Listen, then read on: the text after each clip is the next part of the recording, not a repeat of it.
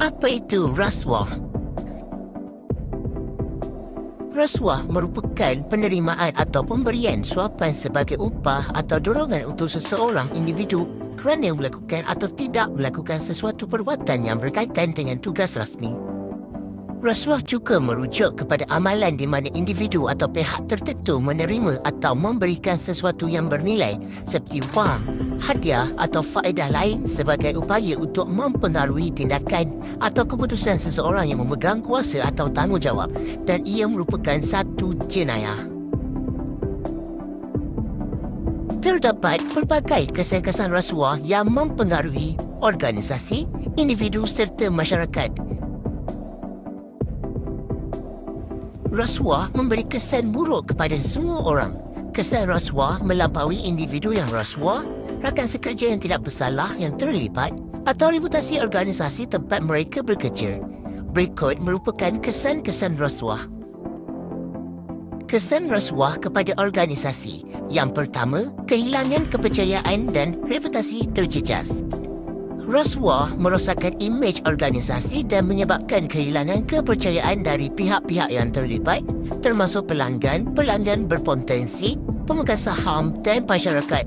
Kepercayaan yang rosak boleh mengakibatkan penurunan prestasi dan reputasi organisasi.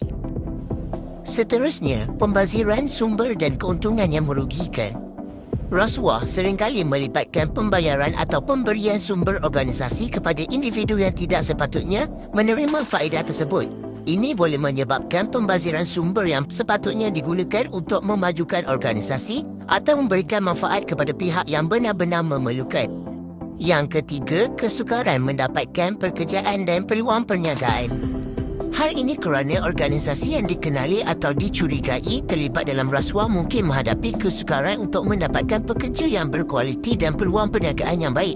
Pihak-pihak yang berpotensi bekerjasama mungkin enggan untuk terlibat dengan organisasi yang dianggap tidak bermoral. Berikut kesan rasuah kepada individu. Yang pertama, ketidakadilan dan kecaman masyarakat. Individu yang terlibat dalam rasuah boleh menghadapi kecaman dan kebencian masyarakat. Mereka mungkin dianggap tidak bermoral dan tidak adil, menyebabkan reputasi mereka hancur dan hubungan sosial terjejas. Seterusnya, kesukaran mencari pekerjaan dan pendidikan. Individu yang terlibat dalam rasuah mungkin menghadapi kesukaran untuk mendapatkan pekerjaan atau mengakses pendidikan yang baik. Ramai majikan dan institusi pendidikan tidak mahu dikaitkan dengan individu yang mempunyai rekod rasuah. Bukan itu sahaja, individu yang terlibat dalam rasuah berisiko menghadapi tindakan undang-undang dan hukuman yang ketat.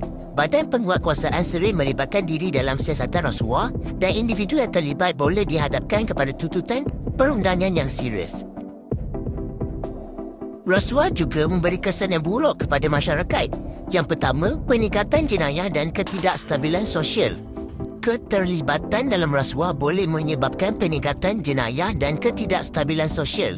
Apabila individu merasa bahawa sistem tidak adil, kecenderungan untuk terlibat dalam aktiviti tidak sah atau menyokong gerakan yang menentang kerajaan mungkin meningkat.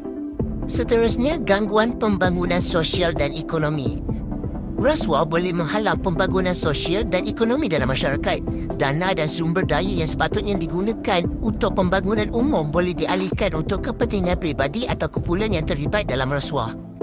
Akhir sekali, kepercayaan yang rendah oleh masyarakat dalam institusi. Ia kerana rasuah boleh merosakkan kepercayaan masyarakat terhadap institusi sosial, politik dan ekonomi.